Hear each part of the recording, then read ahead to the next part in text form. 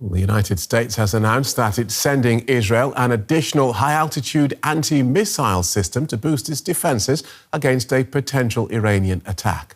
The THAAD weapon system is used to shoot down incoming ballistic missiles and will be operated by US troops in Israel. Now, President Biden said the system would bolster Israel's air defences following Iran's ballistic missile attacks in April and October. The announcement was made just hours after Iran warned the US to keep its military forces out of Israel. Bradley Bowman is Senior Director of the Center on Military and Political Power at the Foundation for Defense of Democracies, where he focuses on US defense strategy and policy. Welcome back to DW. How will the presence of US troops on the ground in Israel affect that situation? You know, I think the deployment of this Terminal High Altitude Area Defense System, or THAAD system, is a very significant step by the Biden administration. You're looking at roughly 6 launchers, 48 interceptors, a radar system, a command and control element, and about 95 soldiers. That's the standard complement for such a battery. And these will be American soldiers in Israel, defending Israel against a prospective another ballistic missile attack from Iran.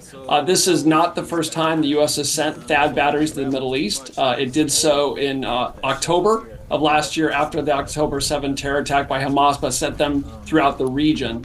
And the U.S. also sent a THAAD battery to Israel itself for an exercise in March of 2019. But this is very different. This is essentially a combat deployment on the eve of what might be the third unprecedented direct attack from Iran against Israel.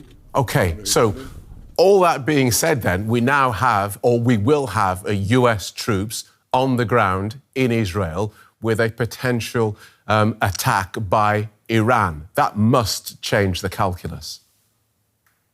Yeah, I think it will impact Iran's thinking. I think Iran is not eager for a full-scale war with the United States. Iran, when it conducts such an attack in the future, will want it to be as successful as possible. The attack we saw on October 1st was somewhat more successful than the one we saw in April. So this will make it more difficult for Iran to pull off a successful attack. And they have to consider if they were to kill American soldiers in Israel, that would obviously lead almost certainly to a direct U.S. military response as well. So it'll certainly impact their calculation. And why are we seeing missile defense systems like this deployed to Israel, but not Ukraine? It's a good question. I used to serve in the U.S. Army. We had a term in the U.S. Army, high demand, low density was the term. That's fancy Army or Pentagon speak for we don't have enough. The U.S. military, the U.S. Army has 7 batteries of these THAADs. We're building an 8th. We have 1 in Guam. We've had 1 in South Korea. The others are deployed via air and sea to locations around the world.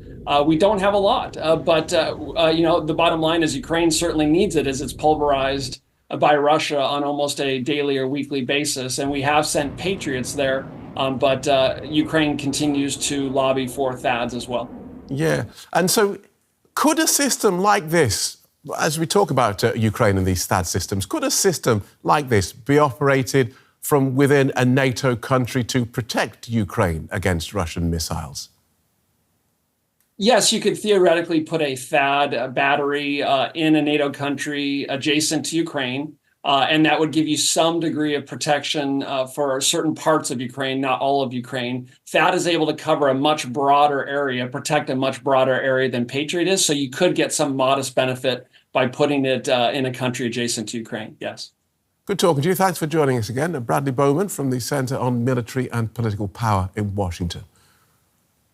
Thank you.